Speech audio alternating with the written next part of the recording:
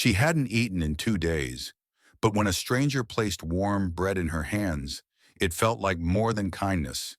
It felt like the world hadn't given up on her yet. What kind of man does that for someone drowning in another man's debt? In the dying frontier town of Copper Falls, Arizona Territory, where the summer heat bakes the streets like an oven, and hope has become as scarce as water in the desert, the once thriving mining town is slowly bleeding people as the silver veins run dry, leaving behind only those too poor, too stubborn, or too broken to leave. Mara DeWitt stands outside McKinnon's bakery, clutching 3 copper coins in her trembling palm, the last money she has in the world. At 28, she looks older, worn down by months of grief and poverty that followed her husband Samuel's death in the mine collapse. Her dark hair is pulled back severely, and her dress, once a respectable blue cotton, has been mended so many times it looks more like a patchwork quilt than proper clothing. Through the bakery window, she can see fresh loaves cooling on wooden shelves, their golden crusts calling to her empty stomach. She hasn't eaten in 2 days, saving her meager coins for this moment. 3 cents. Surely that's enough for a small loaf, maybe even yesterday's bread at a discount. The bell above the door chimes as she enters, and Baker Tom McKinnon looks up from his work with an expression that immediately turns cold. "Mrs. DeWitt," he says, his voice carrying the tone of a man who's already made up his mind about something unpleasant. "I hope you're not here looking for credit again." "I have money," Mara says quietly, opening her palm to show the 3 copper coins. "I was hoping, perhaps a small loaf, maybe something from yesterday." McKinnon's laugh is harsh and humorless. 3 cents? Lady, my cheapest loaf costs 8 cents, and that's for day-old bread. This ain't a charity, and I got my own bills to pay." He leans across the counter, his voice dropping to a cruel whisper. "Maybe if you paid your husband's debts instead of living off pity, you could afford proper food." The words hit Mara like a physical blow. She knows about Samuel's debts. How could she not? Jedediah Trask makes sure she's reminded every single day. But standing here, humiliated and hungry, she feels smaller than she's ever felt in her life. That's when the door chimes again, and a shadow falls across the bakery floor. A tall man in dusty leather steps inside, his spurs jingling softly against the wooden planks. He's weathered like old saddle leather, with steel gray eyes that seem to take in everything at once. The trembling woman, the hostile baker, the tension thick enough to cut with a knife. Without a word, the stranger reaches into his vest and places a silver dollar on the counter. "The lady's bread," he says simply, his voice quiet but carrying the kind of authority that makes smart men listen. "And whatever else she needs." McKinnon's entire demeanor changes instantly. "Yes, sir. Absolutely, sir. Mrs. DeWitt, please, help yourself to whatever you'd like." But when Mara turns to thank her unexpected benefactor, he's already gone, disappearing into the dusty street like smoke on the wind. All that remains is the soft echo of spurs and a kindness she never expected. If you've ever seen kindness come from the unlikeliest places, comment below, because that simple gesture is about to change everything. 6 months ago, Mara's life had been different. She'd been Mrs. Samuel DeWitt, wife to one of Copper Falls' most respected miners, living in a modest but comfortable house on Elm Street with a garden that produced the finest tomatoes in town.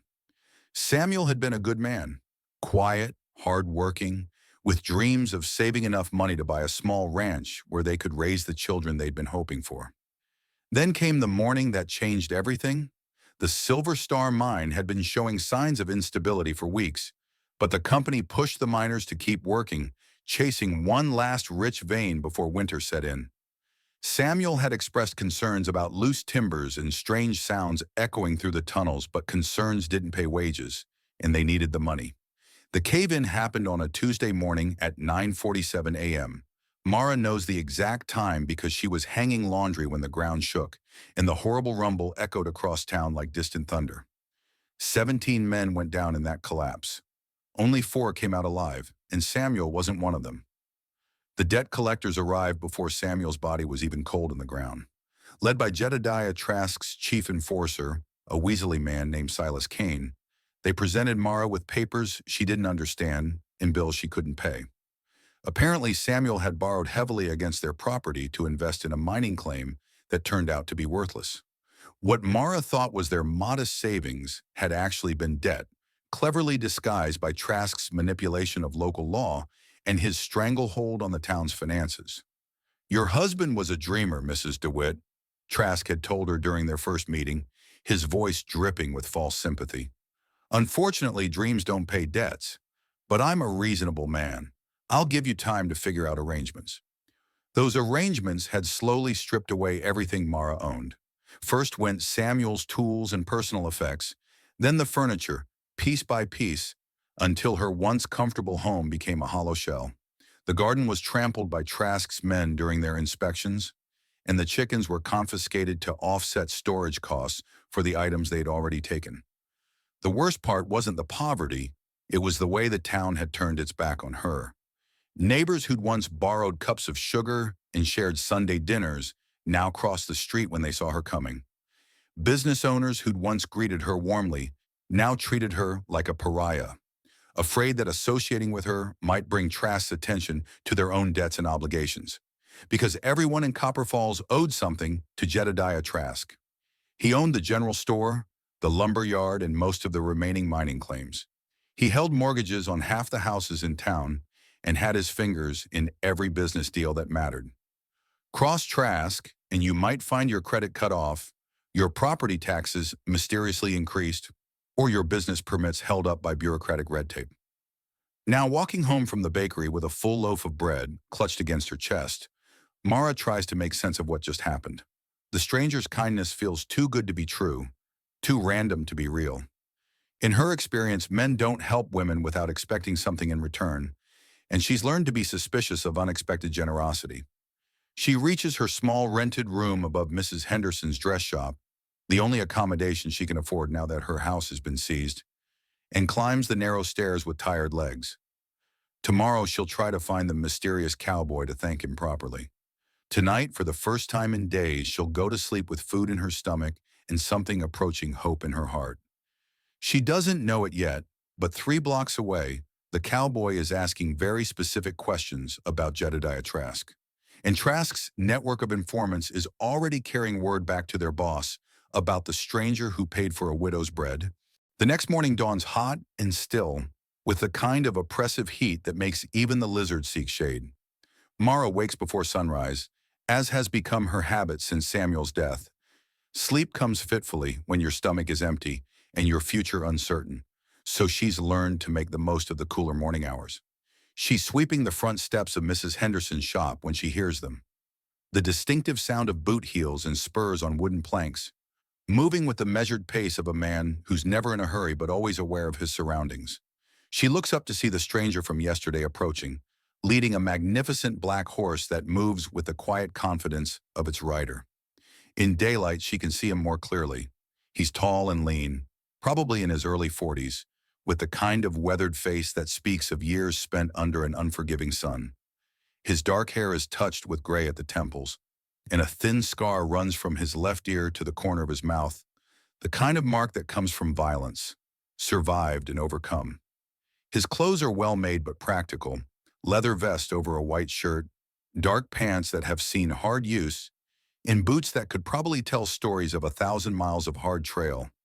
But it's his eyes that catch her attention, steel gray and watchful, the kind of eyes that see everything and judge very little. They're the eyes of a man who's seen too much of the world's cruelty to be surprised by it, but who hasn't let that knowledge make him cruel in return. "Ma'am," he says, touching the brim of his hat in a gesture that's both polite and old-fashioned. "Thought you could use some help with that." He nods toward the heavy water barrel she's been struggling to move off the porch. "I couldn't ask you to," Mara begins, but he's already stepped forward, lifting the barrel with an ease that makes it look weightless. "Where do you want it?" he asks simply. "Around back by the well," she says, still stunned by his unexpected courtesy. "But sir, I don't even know your name. Yesterday you helped me, and now—" "Jonah Holt," he says, setting the barrel down exactly where she indicated. "And helping folks ain't something that needs explanations, ma'am. Sometimes it's just what needs doing."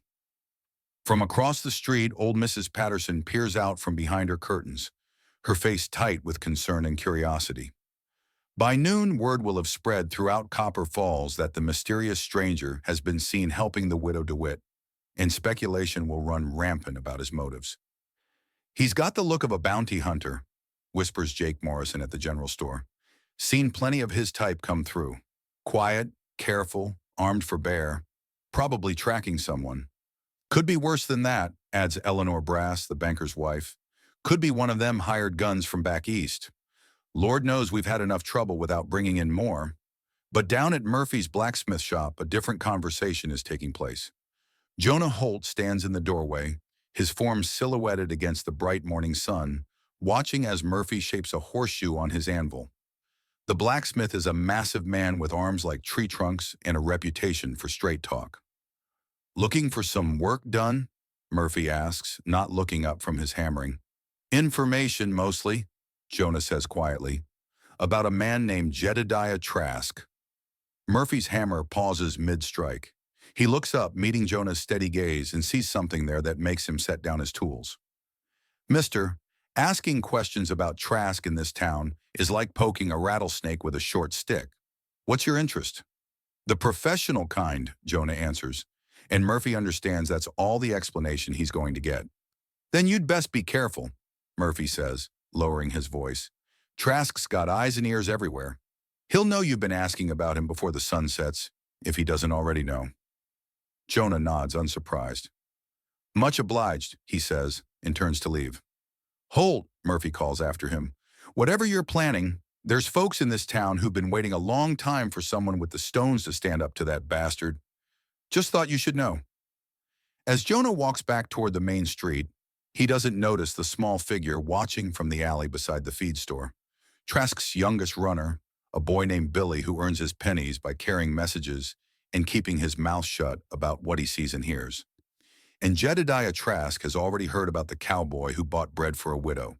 Jedediah Trask's office sits above the Copper Falls General Store, like a spider at the center of an intricate web, its windows providing a perfect view of the town's main street and everyone who travels there. The room itself reflects its owner's nature, expensively furnished but cold, with ledger books and legal documents arranged in neat stacks that represent the financial bondage of half the town's residents. Trask himself is a man of average height but imposing presence, with pale blue eyes that miss nothing and thin lips that rarely smile except when delivering bad news to someone who owes him money.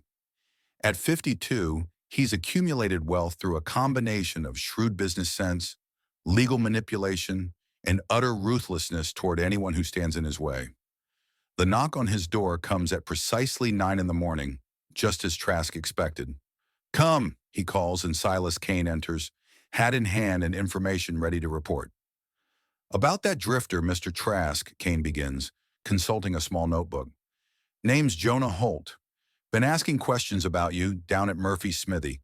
Paid for the DeWitt woman's bread yesterday at McKinnon's place." Trask's fingers drum slowly on his mahogany desk. "What kind of questions?" "The professional kind, according to Murphy." Didn't say much else, but Murphy seemed to think he might be trouble. "And our good blacksmith would know about trouble, wouldn't he?" Trask's voice carries just enough menace to make Kane shift uncomfortably. Murphy's shop had been the unofficial headquarters for the last group of men who tried to organize against Trask's stranglehold on the town. That little rebellion had been crushed quickly and quietly, but the memory serves as a useful reminder of what happens to those who challenge the established order. Trask rises and moves to his window, looking down at the dusty street where ordinary people go about their daily lives, blissfully unaware of how completely their fates rest in his hands. "Tell me, Kane, what do you know about professional gunmen?" "Well, sir, they're usually working for someone. Could be bounty hunters, could be hired guns, could be lawmen from other territories. Hard to say without more information." "Indeed," Trask murmurs.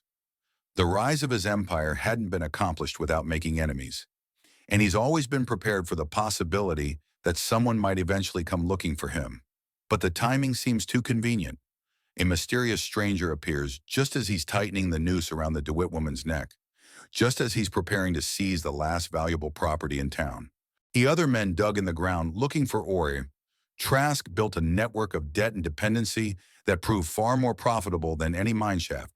He'd started by offering credit to miners who needed equipment, charging reasonable interest rates, and appearing to be a benevolent businessman, helping his neighbors achieve their dreams. But the contracts he drew up were deliberately complex, filled with clauses and conditions that few of his customers bothered to read carefully. When the first wave of miners failed to strike it rich, Trask was there with more credit, more equipment, more hope for just a little more interest. And when those loans came due and couldn't be paid, he was there with legal documents that allowed him to seize property, equipment, and claims as collateral. The local sheriff, a weak man named Chester Bowman, had been bought and paid for years ago through a combination of bribes and blackmail. The town's lawyer worked exclusively for Trask. Even the judge who rode the circuit through Copper Falls owed his position to Trask's political connections in the territorial capital. Now, looking down at his domain, Trask makes a decision that will determine the fate of everyone in Copper Falls. Kane, I want you to deliver something to Mrs. DeWitt today. He opens his desk drawer and withdraws a legal document that's been prepared for weeks, waiting for the right moment. Eviction notice. She has 48 hours to vacate the premises above Mrs. Henderson's shop. Kane looks surprised. But sir, I thought we were going to wait until... Plans change, Trask cuts him off coldly. And Kane? Make sure our mysterious Mr. Holt is somewhere nearby when you deliver it. I want to see how he reacts when the widow realizes her knight in shining armor can't save her from the consequences of her husband's poor financial decisions. As Kane leaves to carry out his orders, Trask allows himself a thin smile.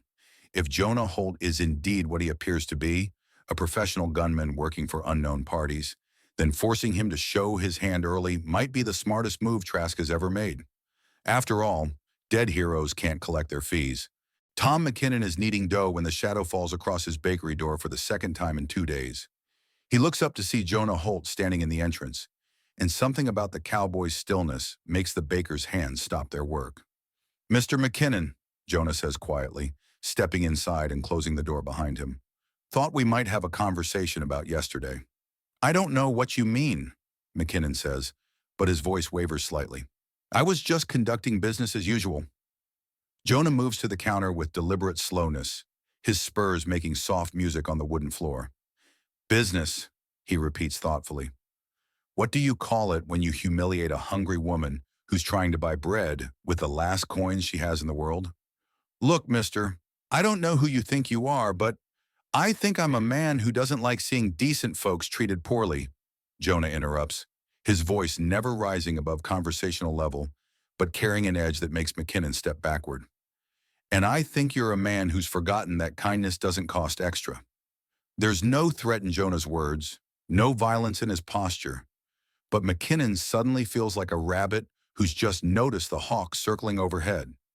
Something about the cowboy's calm certainty suggests that crossing him would be a mistake of considerable magnitude.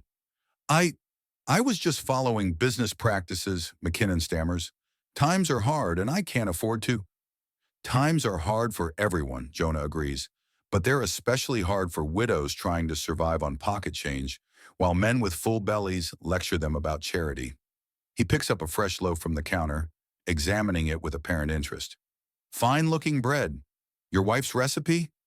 The sudden change of subject leaves McKinnon off balance. Yes, sir. She taught me before she passed.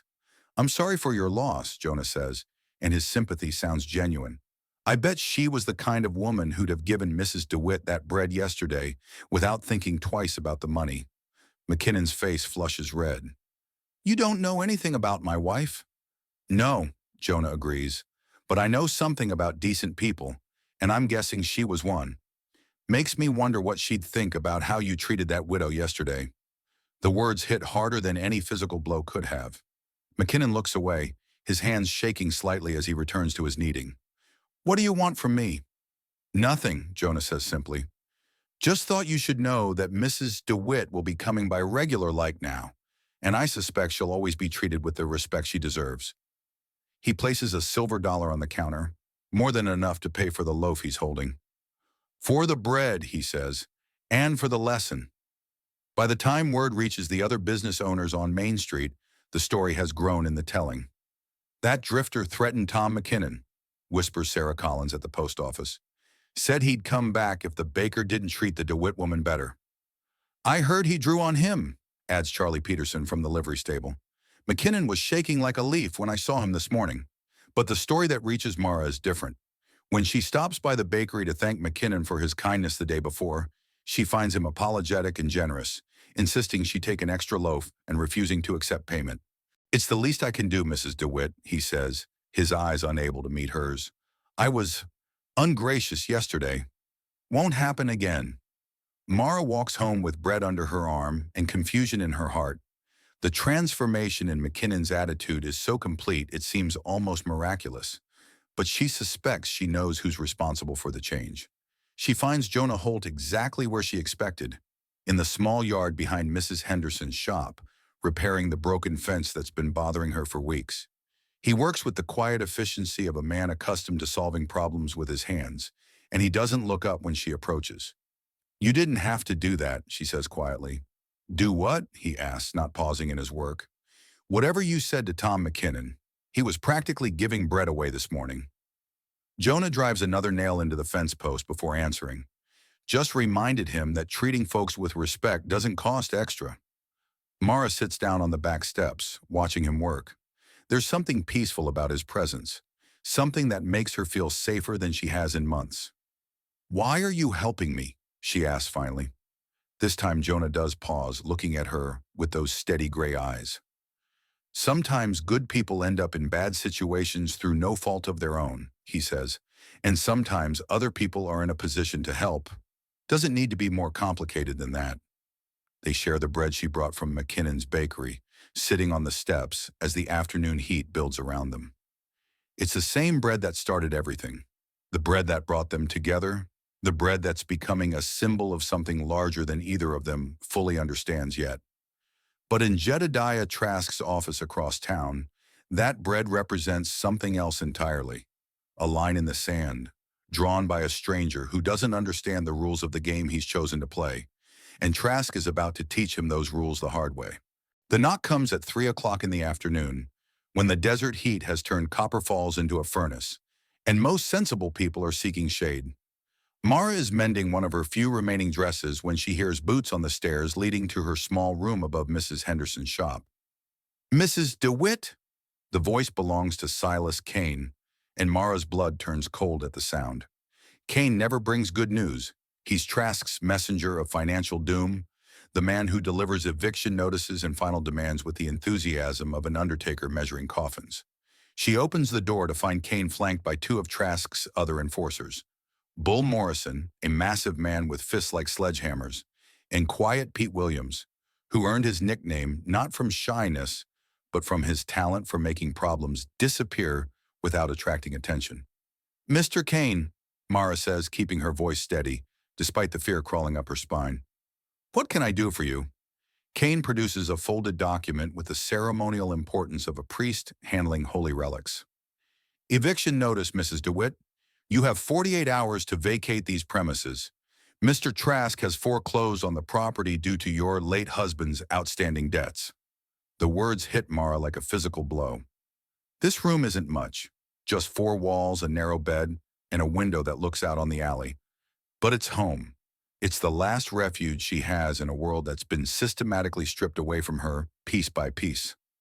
There must be some mistake, she says, though even as the words leave her mouth, she knows there isn't. Trask doesn't make mistakes when it comes to collecting debts. My rent is paid up through the end of the month. Not anymore, Kane says with obvious satisfaction. Property ownership has been transferred to Mr. Trask as partial payment for Samuel DeWitt's outstanding obligations. Mrs. Henderson has been compensated for her loss and relocated to more suitable accommodations. Which means, Mara realizes with growing horror, that Mrs. Henderson has also been forced out of her own shop. Trask hasn't just targeted her. He's destroyed the life of an innocent woman whose only crime was offering shelter to a desperate widow. Where am I supposed to go? Mara asks, hating the desperation in her own voice. That ain't our concern, Bull Morrison rumbles, cracking his knuckles with the sound of breaking kindling. But I hear the territorial poorhouse in Phoenix is always looking for workers. Of course, it's a 3-day ride through Apache country and a woman traveling alone. The threat hangs in the air like smoke from a poison fire. Mara knows exactly what they're suggesting, that her options are limited to accepting Trask's generosity or facing dangers that a lone woman simply cannot survive. That's when she hears the soft jingle of spurs on the stairs below. Jonah Holt appears in the narrow hallway like an answer to a prayer she hadn't dared to voice. He moves with the fluid grace of a man comfortable with violence, his hand resting casually near the Colt 45 at his hip. He doesn't say a word, but his presence changes everything. Kane's confident demeanor evaporates instantly. Bull Morrison's hand drops to his own gun, but something in Jonah's steady gaze makes him reconsider the wisdom of that movement. Even Quiet Pete, who's never met a problem he couldn't solve with violence, seems suddenly unsure of himself. "Gentlemen," Jonah says quietly, his voice carrying the kind of authority that makes smart men listen and foolish men back down. "Sounds like you've delivered your message. Might be time to move along." "This is a private matter," Kane says, but his voice wavers like a man walking on thin ice. "Between Mr. Trask and Mrs. DeWitt." "Then Mr. Trask should have come himself," Jonah replies, still in that same conversational tone. Instead of sending hired help to intimidate a woman, Bull Morrison takes a step forward, his massive frame filling the narrow hallway. "You got a problem with how we conduct business, stranger?" Jonah studies the big man with the detached interest of a scientist examining an interesting specimen. "Only if your business involves threatening ladies," he says, which from where I stand appears to be exactly that kind of business. The tension in the hallway becomes thick enough to cut with a knife. 4 men, all armed, all experienced with violence, sizing each other up in a space barely wide enough for 2. But it's Jonah's absolute stillness that tips the balance. The calm of a man who's been in this situation before and knows exactly how it will end if pushed too far. Kane makes the smart choice. "Let's go," he tells his companions. "Mrs. DeWitt has her notice. What she does with it is her business." As they file past Jonah down the stairs, Kane pauses just long enough to deliver one final message. "48 hours, Mrs. DeWitt, not a minute longer." When their footsteps fade into the afternoon heat, Mara finds herself alone with Jonah in the sudden silence. She's shaking, from fear, from anger, from the overwhelming helplessness of watching her last sanctuary being torn away. "Thank you," she whispers. Jonah tips his hat. "Ma'am," he says simply. But as he turns to leave, Mara sees something in his eyes that she hasn't seen in months. Determination.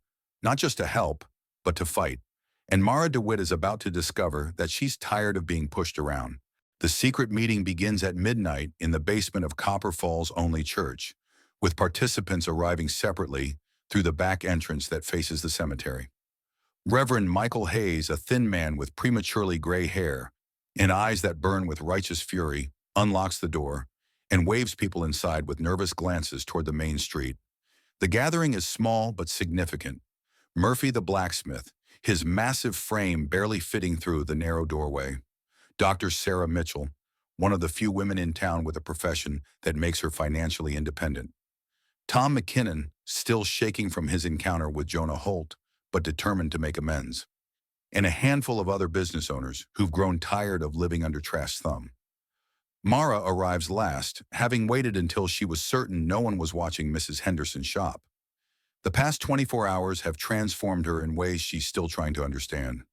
The frightened, desperate woman who begged for bread has been replaced by someone harder, angrier, and infinitely more dangerous to Jedediah Trask's carefully constructed empire. "Folks," Reverend Hayes begins, his voice barely above a whisper, "we all know why we're here. This town is dying, not from lack of silver in the ground, but from the poison that's been spreading through our community for too many years." Dr. Mitchell speaks up, her medical training making her comfortable with direct diagnosis. "Jedediah Trask has turned Copper Falls into his personal kingdom, and we've all been complicit by staying silent. But silence in the face of evil makes us accessories to that evil." The group shares stories they've never dared voice openly. Business deals manipulated through legal technicalities, property seized on questionable grounds, families driven out of town when they couldn't pay debts that seemed to grow larger with each passing month. A pattern emerges of systematic exploitation disguised as legitimate business practices. He's got Sheriff Bowman in his pocket, Murphy says grimly, and Judge Crawford only comes through here when Trask calls for him. We can't fight this through legal channels. That's when Jonah Holt speaks from the shadows near the basement's far wall, his presence so quiet that most people hadn't even noticed his arrival. Maybe not through legal channels, he says, but there are other ways. All eyes turn toward the cowboy, and Mara sees something in his expression that explains everything. The calm confidence, the lack of fear when facing armed men, the way he handles himself like someone accustomed to violence and authority. You're a lawman, Dr. Mitchell says, not asking a question, but stating a fact. Was, Jonah corrects. Texas Rangers for about 8 years, until I got tired of watching politicians protect men like Trask while good people suffered for their greed. He steps forward into the lamplight, and Mara can see the bad-shaped mark on his vest where a star once rested. Trask's operation isn't unique, Jonah continues. I've seen it in a dozen towns across Texas and Arizona territory. Men who use legal loopholes and corrupt officials to steal everything that isn't nailed down. So what do we do? Asked McKinnon, his earlier fear replaced by desperate hope. We document everything, Jonah says. Every questionable deal, every forged document, every time Trask's enforcement coincidentally happened when Sheriff Bowman was conveniently absent. And then we get that evidence to someone who can't be bought. Reverend Hayes produces a wooden crate from behind the altar supplies. I've been keeping records, he admits. Births, deaths, property transfers, marriages, everything that's happened in this town for the past 5 years. Some of the patterns are disturbing. As they spread the documents across makeshift tables, a clear picture emerges of Trask's methodology. Property seizures that happened just days before valuable mineral surveys were announced. Loans that were recalled immediately after borrowers discovered profitable claims. Deaths that occurred under suspicious circumstances when key witnesses threatened to expose fraudulent transactions. My God, Dr. Mitchell whispers, examining a particularly damning series of documents. He's not just a predatory businessman, he's a murderer. Mara finds herself studying papers related to Samuel's death, seeing for the first time the larger pattern that his mining accident fit into. 3 other miners had died in accidents over the past 2 years, all of them men who'd been asking uncomfortable questions about safety violations and company policies. Samuel knew, she says quietly, the pieces finally falling into place. He knew something was wrong with the mining operations. That's why he was borrowing money. He was trying to buy his way out of his contract with the company. Jonah examines the mining documents with the trained eye of a man who's seen corruption in all its forms. The Silver Star mine has been played out for months, he concludes. Trask's been using it as a cover for land speculation, keeping miners working dangerous claims while he buys up surrounding properties for pennies on the dollar. As dawn approaches, the group has assembled enough evidence to hang Trask and his entire operation, if they can get it to the territorial authorities without being murdered in the process. I'll carry the documents to Phoenix, Jonah volunteers. I've got friends in the territorial marshal's office who can't be bought. That's a 3-day ride, Murphy points out. Trask will know something's up the moment you leave town. Jonah's smile is cold and predatory. Then we'd better give him something else to worry about. The attack comes at dawn, just as Mara is packing the few belongings she has left into a worn carpet bag. She's moving slowly, deliberately, trying to make each moment in this small room last as long as possible before she's forced out onto the street with nowhere to go. The sound of breaking glass from Murphy's blacksmith shop shatters the morning silence like a gunshot. Then come the shouts, the sound of running feet, and the unmistakable crash of heavy tools being thrown around by men who don't care about the destruction they're causing. Mara rushes to her window and sees smoke beginning to curl from the direction of the smithy. In the growing light, she can make out figures moving with purposeful violence. Trask's men, sending a message that's as clear as it is brutal. By the time she reaches the street, half the town has gathered around Murphy's shop. The blacksmith himself sits on the ground outside his destroyed business, blood streaming from a gash on his forehead while Dr. Mitchell tends to his injuries. His anvil has been thrown through the front window, and his carefully organized tools lie scattered in the dust like the bones of some great mechanical beast. They came out of nowhere, Murphy tells the gathering crowd, his voice thick with pain and rage. 4, maybe 5 men with masks over their faces didn't say a word, just started smashing everything they could reach. But it's the message scrawled across his shop's front wall in what looks suspiciously like blood that makes everyone's skin crawl. Mind your own business or join the unfortunate. Sheriff Bowman arrives 20 minutes later, moving with the studied casualness of a man who already knows exactly what he's going to find.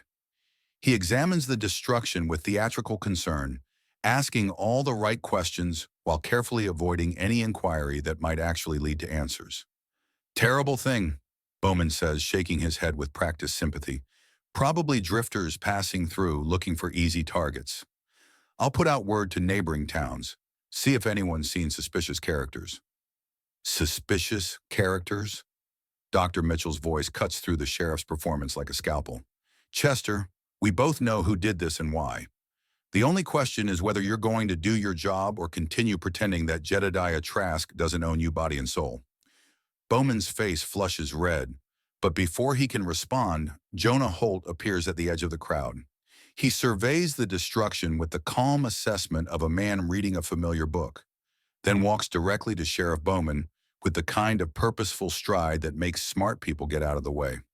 Sheriff, Jonah says quietly, his voice carrying just enough steel to cut through the morning air. Seems like you've got a real problem here. Masked men attacking law-abiding citizens, destruction of property, threats written in blood. The territorial marshals are going to be very interested in how you handle this. Now see here, Bowman blisters.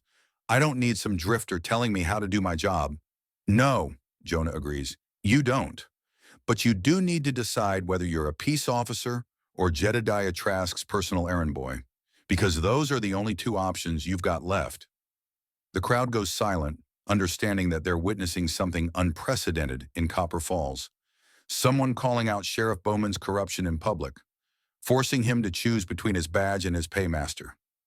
Bowman's hand drops to his gun, but something in Jonah's eyes makes him reconsider. You're threatening a lawman, stranger? I'm offering you a chance to be one, Jonah replies. Last chance, as it happens, because if you can't protect the people of this town, I guarantee you the territorial authorities will find someone who can.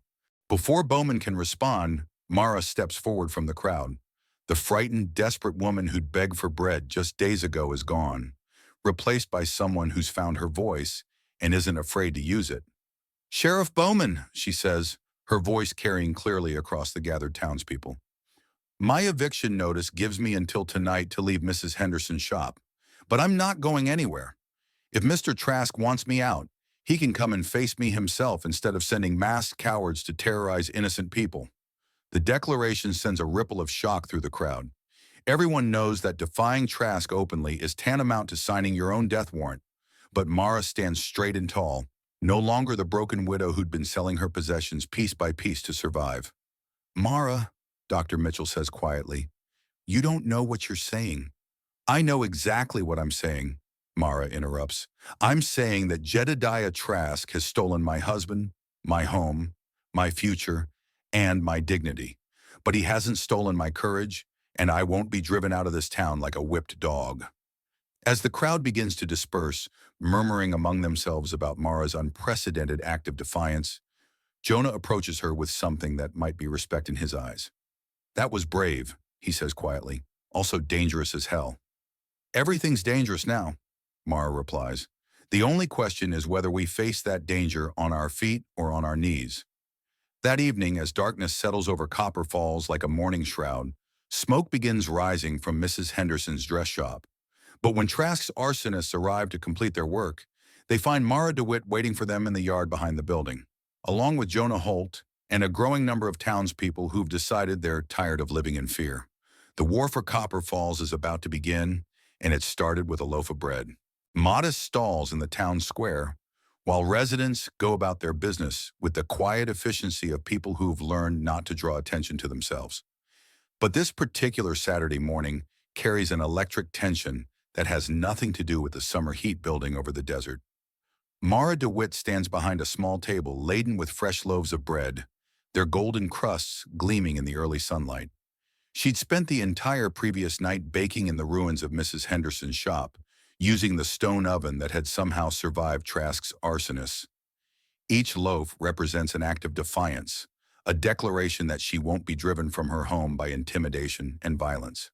"Fresh bread," she calls out, her voice carrying across the square with a clarity that surprises even her. "Baked this morning with the finest flour." The reaction is immediate and telling. Some townspeople hurry past without making eye contact, afraid that even acknowledging her presence might bring Trask's wrath down on their own heads. But others pause, drawn by something they haven't seen in Copper Falls for years. Someone standing up to the man who's made their lives a misery.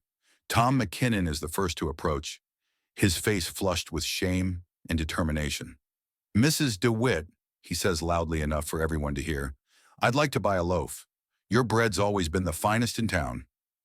It's a lie. Mara has never sold bread before this morning, but McKinnon is making a statement that transcends simple commerce. He places a silver dollar on her table, far more than any loaf is worth, and takes his purchase with the ceremonial importance of a man participating in a revolution. Dr. Mitchell comes next, then Murphy, despite the bandages still wrapped around his head from the previous day's attack. One by one, people who've been ground down by years of Trask's oppression step forward to buy bread from the widow who's chosen to fight back. From his office window above the general store, Jedediah Trask watches the scene unfold with growing rage. He'd expected Mara's defiance to collapse in the face of real consequences. Instead, her act of rebellion is spreading through his town like wildfire, inspiring others to remember what it feels like to stand up for themselves. "Kane!" he bellows, and his chief enforcer appears instantly. "End this! Now! How do you want it handled, sir?" "I don't care how you handle it," Trask snarls, "but that woman will not make a mockery of my authority. Not in my town."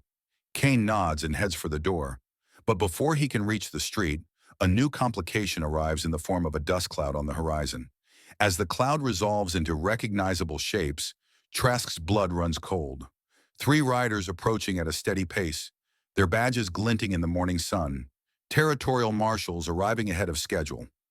In the town square, Jonah Holt materializes beside Mara's bread table, like smoke given form. He's changed from his dusty trail clothes into a clean white shirt and black vest, and for the first time since arriving in Copper Falls, he's wearing something that makes several people gasp: a badge. Not the star of a local sheriff, but the distinctive shield of a territorial marshal. "Ladies and gentlemen," Jonah announces, his voice carrying the authority of federal law, "I have warrants for the arrest of Jedediah Trask and several of his associates on charges of fraud, extortion, conspiracy, and murder."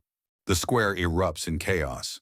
Some people cheer, others run for cover, and a few, those most deeply in Trask's debt, look around with the panicked expressions of people who've just realized their world is about to change completely. From his office window, Trask watches his empire crumble in real time. The approaching marshals carry evidence that Jonah somehow gathered, despite all of Trask's precautions.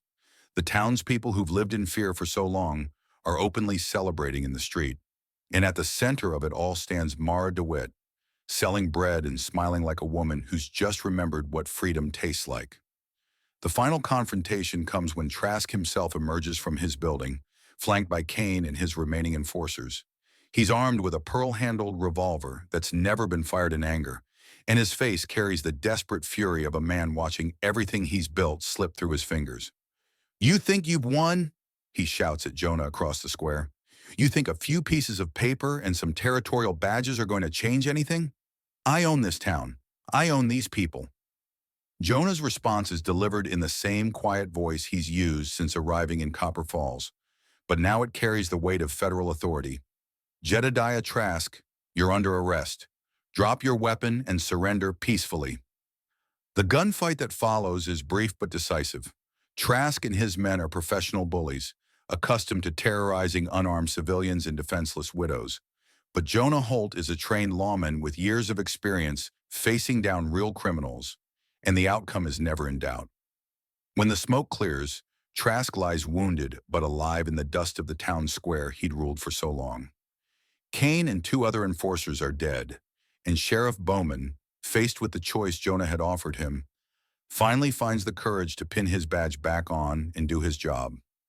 As the territorial marshals take Trask into custody, Mara continues selling bread to a line of customers that stretches around the square. Each transaction is more than commerce. It's a celebration of freedom, a declaration that Copper Falls belongs to its people once again. The bread that had started as a symbol of desperation has become something else entirely, a sign of hope, resistance, and the unshakable truth that sometimes the smallest acts of kindness can change everything. 3 weeks after Jedediah Trask's arrest, Copper Falls has transformed into a place its residents barely recognize. The oppressive atmosphere that had hung over the town like a thundercloud has lifted, replaced by something the older residents remember, but the younger ones are experiencing for the first time: hope. Mara DeWitt stands in the doorway of what was once Trask's general store, now legally hers thanks to the territorial court's ruling on fraudulent property seizures. The irony isn't lost on her. The building where her tormentor once planned his schemes has become her bakery, filling the town with the warm scent of fresh bread instead of the cold calculating of debt and desperation. "Hard to believe it's the same place," says Dr. Mitchell, examining the transformation Mara has wrought in just a few weeks. The oppressive darkness of Trask's regime has been replaced with bright windows, cheerful displays, and the constant bustle of customers who no longer have to worry about every purchase being reported to their financial overlord. Outside, the sound of hammering echoes through the morning air as Murphy rebuilds his blacksmith shop with the help of neighbors who finally feel safe offering assistance. Tom McKinnon has reopened his bakery, but he's found that most people prefer Mara's bread, not just because it's excellent, but because buying it feels like participating in the town's rebirth. Sheriff Bowman, his badge restored and his dignity intact, patrols the streets with the confidence of a man who's remembered what it means to serve and protect, rather than simply collect bribes and look the other way. The change in him is remarkable, from Trask's lapdog to a real peace officer, all because someone finally gave him the chance to choose between right and wrong. Mara wipes flour from her hands and steps outside, where Jonah Holt is loading his saddlebags onto his black horse. She's been dreading this moment for days, knowing it was inevitable, but hoping somehow that she could convince him to stay. "So you're really leaving," she says, trying to keep the disappointment out of her voice. Jonah adjusts his horse's bridle with the careful attention of a man who spent most of his life on the trail. "Job's finished here," he says simply. "Trask's in a territorial prison, his assets have been returned to their rightful owners, and Copper Falls has its law and order back. No reason for a federal marshal to stick around." "There might be other reasons," Mara suggests quietly. Jonah pauses in his preparations, looking at her with those steel-gray eyes that have seen so much of the world's cruelty, but have somehow retained their capacity for kindness. "Mara," he says, and it's the first time he's used her given name, "you've built something remarkable here. This town needed someone like you, someone with the courage to stand up when everyone else was ready to give in. But what you've built, you need to keep building, and I'm not the kind of man who stays in one place long enough to be part of that." From his vest pocket, he produces a folded document, official territorial papers bearing seals and signatures that mean Mara now legally owns not just the general store, but the entire block of buildings that Trask had seized through fraudulent means. The deed makes her one of the wealthiest property owners in Copper Falls, with enough resources to ensure her security for the rest of her life. "I can't accept this," Mara protests, understanding the magnitude of what he's offering. "Already done," Jonah says, mounting his horse. "Court order, signed by Judge Harrison himself. Seems Trask's property seizures were even more illegal than we thought, and the territorial government wants to make sure the rightful owners get their property back." He looks down at her from his saddle, and for just a moment, she glimpses something in his expression that suggests leaving isn't as easy for him as he's pretending. "You'll do fine, Mara DeWitt. You've got everything you need to build the life you want." As he rides toward the edge of town, Mara follows on foot, not ready to let him disappear without saying everything that needs to be said. "Jonah," she calls, and he reins on his horse, looking back at her with patient attention. "Thank you," she says. but the words feel inadequate for everything he's given her. Not just material security, but the return of her dignity, her courage, and her belief that good people still exist in the world. Thank you, he replies, touching the brim of his hat in the gesture she's come to associate with his quiet courtesy, for reminding me why I became a lawman in the first place. Sometimes it takes seeing someone else's courage to remember your own. As Jonah Holt disappears into the desert horizon, Mara stands at the edge of Copper Falls watching until he's nothing more than a dust cloud against the vast Arizona sky. Then she turns back toward town, toward the bakery that bears her name, toward the life she's building from the ashes of everything she lost. The bread that once symbolized her desperation and dependence has become something else entirely, a symbol of independence, resilience, and the unshakable truth that sometimes the smallest acts of kindness can spark revolutions. Behind her, Copper Falls awakens to another day of freedom, and Mara DeWitt walks toward her future with flour under her fingernails and hope in her heart. If you thought these were crazy, you won't want to miss what happens in this next video.